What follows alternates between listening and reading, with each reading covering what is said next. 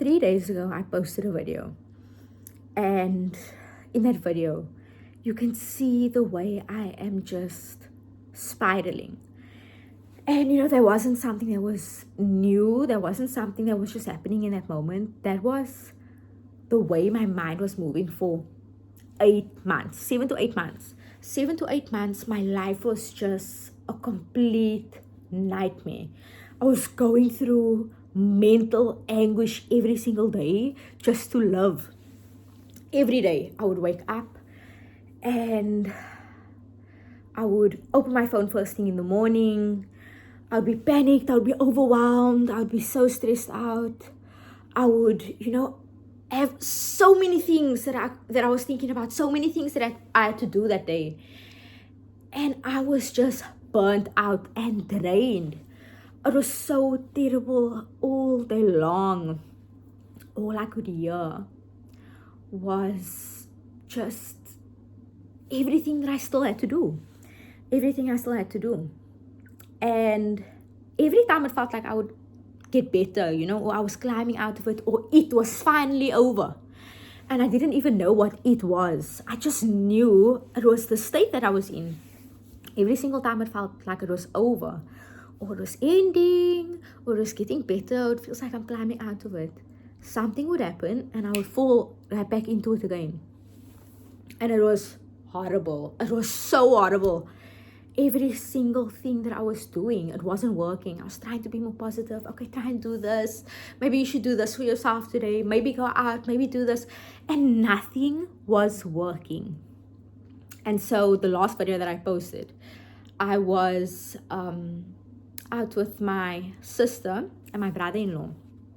And we had such a lovely day, and we came back home and we were debating. And I love debating. I love speaking. I love sharing my thoughts. And, if you watch the last video, I got to a point where I just didn't have the answer. And again, my mind started spiraling again. Suddenly I started thinking about everything. Am I wrong about everything? Am I wrong about who I am? My life, my choices? Am I making everything up? And I started spiraling and just going in that loop again, that terrible, terrible, terrible loop. And that evening, I thought, I've just had enough. I've had enough of this. And this is something that I've been thinking about for like weeks. And something that I was like slowly doing. But I was getting rid of all of my social media, deleting everything, getting rid of anything that I could watch. I was deleting everything. And the last thing that I had to delete was TikTok. And I was struggling. And I was like, but what am I going to miss out on?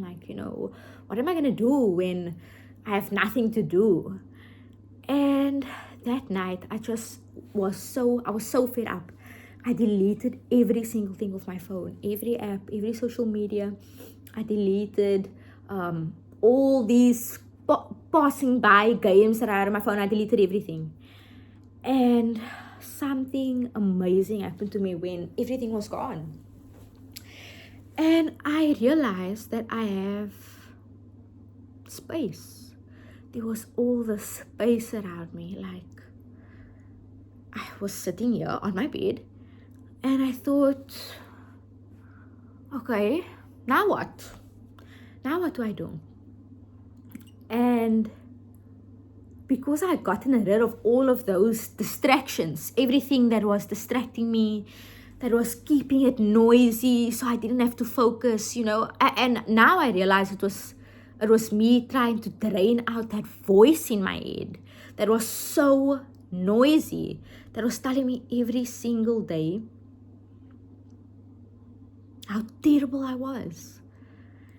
And I sat here and I thought, wow, my brain is quiet. It's quiet. Removing all of those distractions forced me to be where I am. It forced me to be here, in my bedroom, on my bed, and have nothing to do. And I was sitting here and being in, just loving and inhabiting my body and being in that moment. it removed all of that noise that was in my head. And that was going on for months. For months, I was drained. Oh, it was so terrible. That's my dog.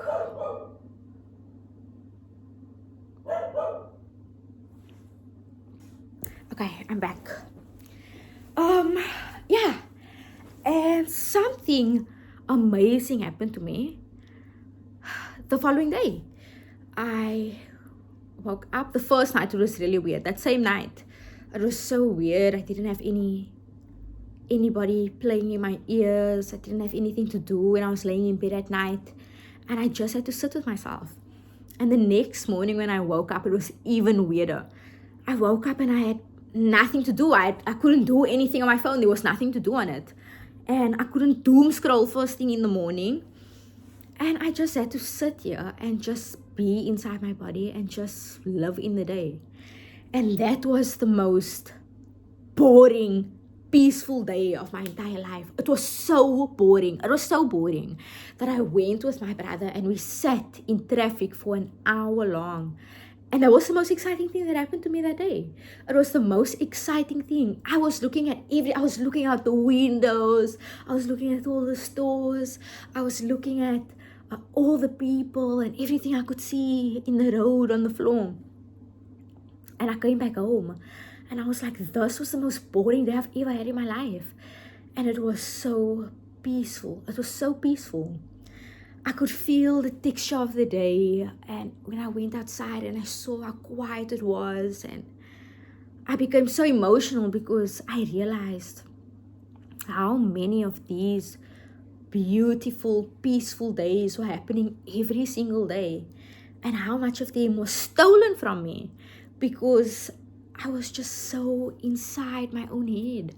I was so inside my own head, just listening to it all day long, telling me all these horrible things. And the following day, I wanted to make a video and just talk to you guys, or whoever's listening. I wanted to talk to you guys about it. But I was like, oh, no, not yet. I don't know. And that night, I woke up the next morning and I immediately felt pressure to repeat the day that I had before because it was so peaceful and it was so quiet, and I was able to be present and to be there, and to, any problem that I had everything that I needed to fix it in that moment. I wasn't thinking about future problems and hypothetical problems and past problems, and I was just living inside my body, and immediately I felt pressure to redo that day. And I knew that wasn't right. I knew I couldn't put pressure on myself. I couldn't put that kind of pressure on myself, or to just repeat the same thing. So I had this interesting dream. And my mind was scared. I didn't want to explore this dream, even though I wanted to, because I thought, well, if I start thinking, am I going to remove myself from the present moment? And so the day was just me trying to figure out how I can still think, how thoughts can come through and pass through my mind, and ideas, and even things like anxiety, and what happens when I allow it in so that it doesn't take over. And so that's what the day was about. And in the evening, late at night, I was tidying up. I got my daughter to bed. I was tidying up and I was just alone. I put my phone on charge. It was away from me. And while I was tidying up, I started thinking about the day, and I started thinking about this video that I want to make and what I want to tell you guys. And I was like, how am I going to talk about this video? Like, how do I get all of this into words? And I started thinking about that voice, and I started appreciating that this was the second day that I was getting through the day and not being mentally tormented, and just being inside of myself and not hating myself. And I started thinking about that voice, and I was like, damn, that voice was such a bitch. She was. And I started calling her the bitch in my head, right? And I'm like, She was telling me the most horrible shit all day long. She was telling me that I was a terrible mother. And I came inside and I came back to my daughter after I tied it up, and I was thinking all of these things. And I started confronting this voice. I mean, it had been 2 days since I've heard it. It just went away. The second that I decided to just be here now. And I came to sit down and I started talking to this voice, and I asked it, why did you make me feel like a terrible mother every single day? Every single day I felt so horrible. I felt so guilty. I felt like I wasn't doing enough. I felt like I wasn't enough. I felt like I was behind. This voice was telling me that I was behind. It told me I was ugly. It told me I was useless. It told me I was not doing enough. All the time, constantly. It's like the universe or whatever it is that you believe in turned the volume up to 1,000,000. So I couldn't escape it. It was so loud. And I started confronting this voice. And when I started asking it, why did you say these things to me? I started thinking about the dream that I had. And I don't know if you remember the dream that I mentioned earlier, but I was too scared to think about this dream. And I started thinking about that dream. And in this dream, I was at my old school. An old school that I went to. And I was in a room with a man and a woman, and they were married. And it was just me with this woman's husband. And I decided to kiss her husband, or he wanted to kiss me, and at first I said no, and then I backtracked and I wanted to kiss him. And I kissed him and I felt so ashamed. And she came back in. And she didn't know that we kissed. And she came up to me and she said, oh, he says you're so cool. Her husband, this is what he told her. He said you're so cool, even though you are so ugly. And I was just shocked. I couldn't believe that this woman had just called me ugly. She just called me ugly plainly to my face. And it hurt me so badly. I felt so horrible. And in my dream, I remember, I stopped looking at myself, experiencing that moment that I was in, where I was in a room with these two people. And all I could think about was how ugly I was and how ugly they probably thought I was when they were looking at me. And I started seeing myself from the outside in. I started perceiving myself in this dream. And I was so angry that she said that to me. I was so hurt that she said it. And I said to her, he thinks I'm so ugly, but he kissed me. And she was shocked and whatever. And I remember being so mad and stomping outside that house and telling them what shit people they were. And I stomped outside that house and I left, and I was holding my daughter in my arm, and I walked past my old school. And when I was sitting and confronting that voice last night, everything started making sense. That dream. And I've been having so many dreams like that, obviously with different contexts, but it had that same theme, that shame and that question, am I not good enough? Am I not enough of something? And in the dream, when I was sitting here and I was confronting that voice and I was speaking to it and I was telling it, asking it everything. Why did you say this about me? Why did you tell me to do this? Why did you tell me that I was useless? Why did you tell me that I was ugly? That dream made sense. And all the other dreams I'd been having made sense. And the noise for the past 7 months made sense. Everything started making so much sense. And I realized that voice, it was never me. It was never me speaking. It was never me that was telling me all of those ugly, ugly things that it whispers to you all day long. And it sounds like you. It sounds like you, and that's why you believe it. And that's why your whole day is dictated by whatever that voice is saying to you. And as I was sitting here, it was like I saw the perspective of all three, my dreams, the past 8 months, and where I was sitting right then and confronting it. I could see all of it they were merging. It was like merging all together, and it was all making so much sense. And I realized that that voice was never mine.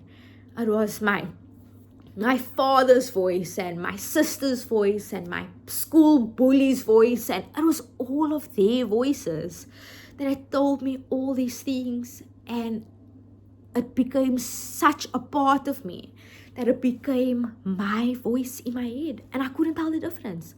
I couldn't tell the difference. So every single day I was sitting and listening to it,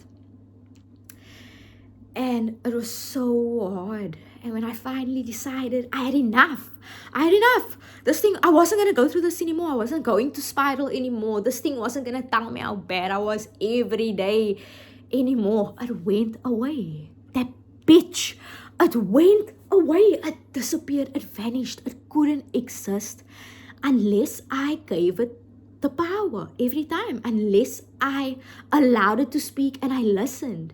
And when I told it to shut the fuck up, she listened. She disappeared. She wasn't there anymore. And when I was confronting her, she had nothing to say to me. She had no more ugly words for me. She had nothing to argue with me. She was just quiet. She was so quiet. And I finally got to confront something that was living inside of me for all this time.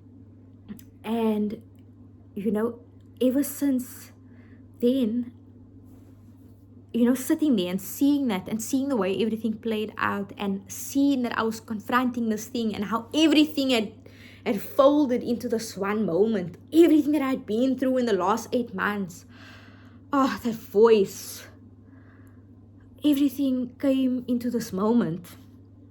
And I realized that there was something far more intelligent than I was that was playing at this game called life. There was something far more clever than me, and it was guiding me, and I was following it the whole time. When I decided to delete everything, all the dreams that I'd been having, all the noise, all the pressure and stress I put myself under for so many months, and it all come to that point where it could disappear, where I could realize that this was not something that had power over me, and it disappeared, and I had to surrender to this force of whatever it was that had led me to that point. And that was the most amazing and freeing and liberating feeling. And I wanted to share that with you guys, because we all have that voice, all of us. And since that voice went away, I can see when it's stuck on somebody, when it is bugging somebody. I can see it now. And that voice, it sounds just like you, but it isn't. It's not you. And you're so unconscious of it. You're just listening to it all day. It sounds like, okay, wow, what are you going to do? You have bills to pay, you have to do this, and you have to do this. Okay, get this done because this needs to get done. And do this because this needs to get done. And you're not here, and you're not doing good enough. Do it faster. And it always comes with so much urgency and panic and stress. And you feel exhausted. You feel exhausted by your own mind. It's a prison. It keeps you inside a prison. And so, I just wanted to tell you guys that voice doesn't belong to you. It doesn't belong to you. And when you can finally get it to shut up, when you can catch it doing that thing, and you can tell it to shut the fuck up, it will listen to you. It will listen. And it will go away, and you will realize how much time you actually spent living inside your brain. And how wrong and loud it was. How wrong and loud and disgusting and rude that voice is. And it's not you. And when it quiets down, your real voice emerges. And it is the most beautiful and liberating thing. That voice has so many beautiful things to say to you. It will tell you everything that is true about you. Not everything that should be happening. Not everything that is coming already happened, or all the terrible hypothetical situations that could occur at any moment, and that you should fix your life by lunch or by midnight tonight. I don't do that. And we are allowed to live right now and not have everything figured out. And we're allowed to exist and have peace. I realized that peace was not something that was coming when I finally had enough money, or when I finally secured that job, or when I finally had that car, or that partner, or that friendship. It was never coming when I got those things. It was here, and it was here every single day. And I couldn't see it because it was just too noisy. I was distracted by too much noise. And yeah, that peace is living right outside your bedroom window, outside your door. And yeah, that's what I wanted to share today. So yeah, I just wanted to talk about that bitch in your head. So when you find her, listen carefully, because she sounds like you and she isn't. Oi, whatever. And when you catch them, tell them to shut